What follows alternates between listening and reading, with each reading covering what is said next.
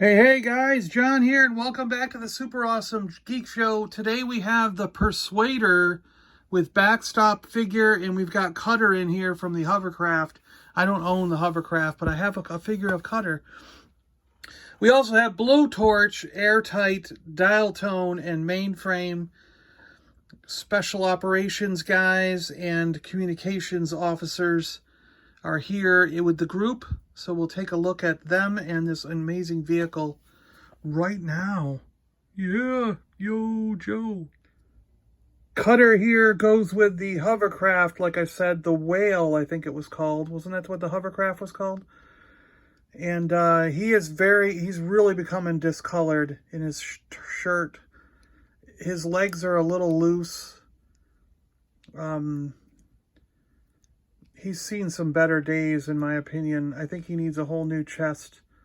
This arm. This one's not so bad, but I'm not happy about this discoloration. That's kind of, but I could just be being picky. Maybe they're all that way.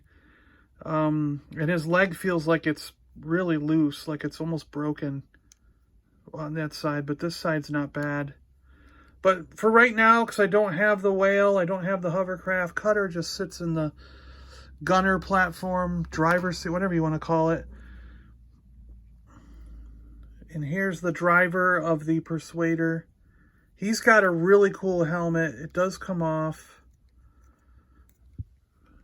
See what I mean about them being able to make, they could have made special helmets that do come off.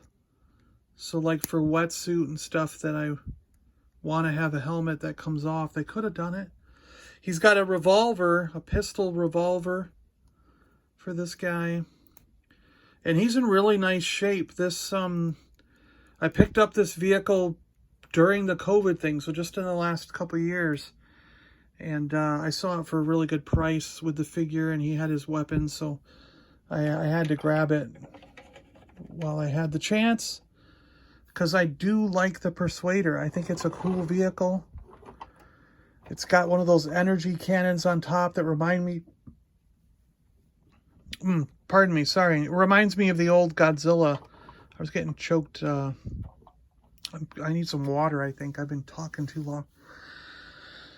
Yeah, it just reminds me of the old Godzilla. The old Godzilla movies where they had these energy weapon tanks, and so that's kind of why I got it, because I was like, I want to play Godzilla. It's got this other smaller energy cannon, 6 missiles on this, 3 on each side, and a bunch of places to put characters, so that's pretty cool. We got Blowtorch here. Now Blowtorch is supposed to have a gas mask that comes around.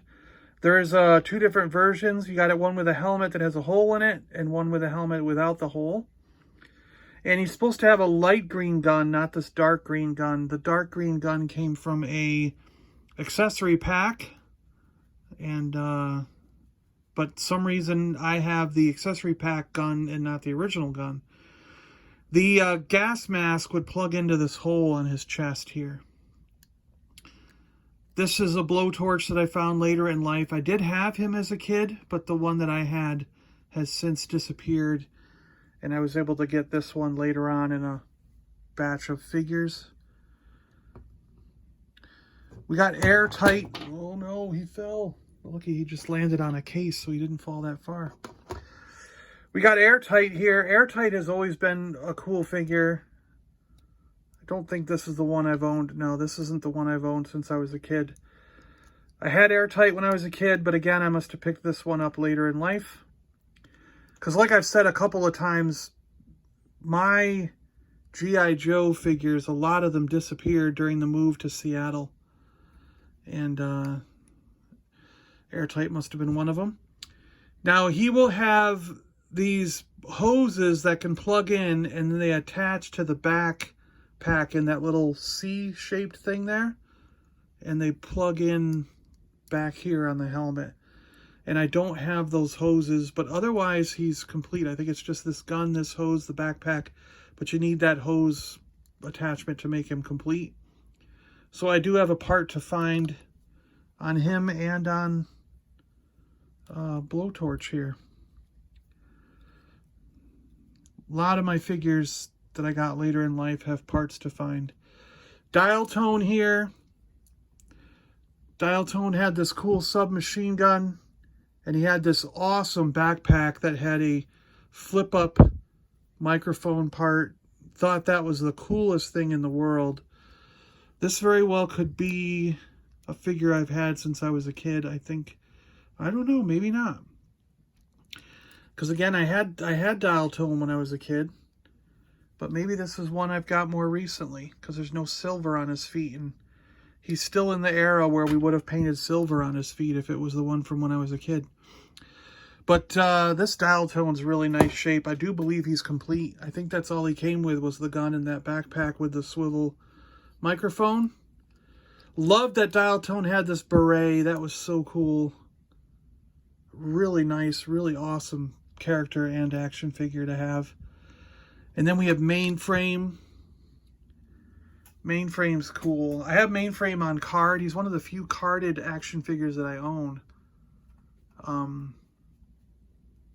I'm not sure. I think Mainframe should have a pistol or some kind of gun in addition to this backpack and this computer unit that he has. This also is one that I had as a kid but picked up again more recently. So none of these figures are the ones that I've had since I was a child in this batch. They were all picked up later in life. But Mainframe here is an awesome looking character. These guys were good in the cartoon, especially these three. They had a lot to do in the cartoon. They were always really cool, always good with going on missions and stuff and doing things. There was a lot of episodes that had these guys in it, and it was really cool seeing them in action. Let's take a closer look at the Persuader here. We've got a couple of things to look at. So there's 5 wheels on both sides, and they have suspension. Look at that. You see that?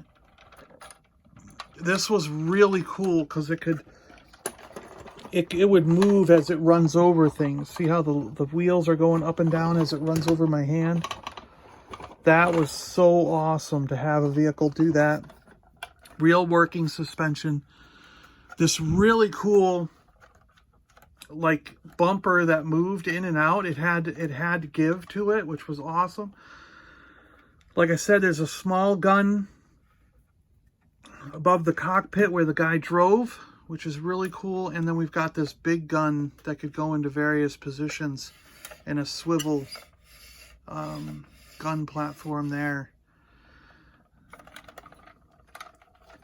Standard tow hitch on the back. Looks like my tow hitch is broken. I didn't realize that till just now. 6 missiles, 3 on each side. They just attached with a little, one of these little pegs could go in there.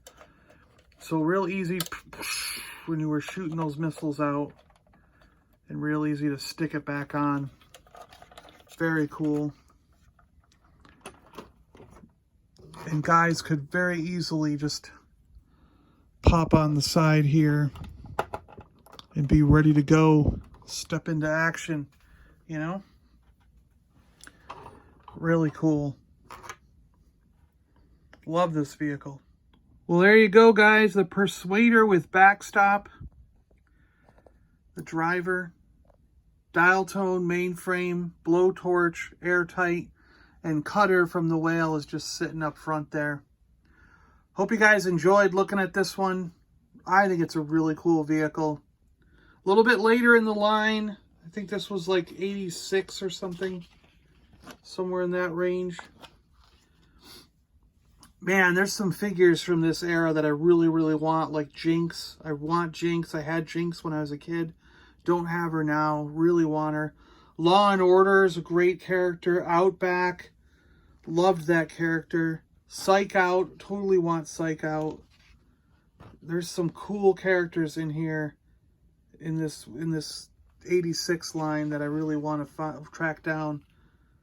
Red Dog, Mercer, Taurus, Sergeant Slaughter's Renegades, Crocmaster, Crystal Ball.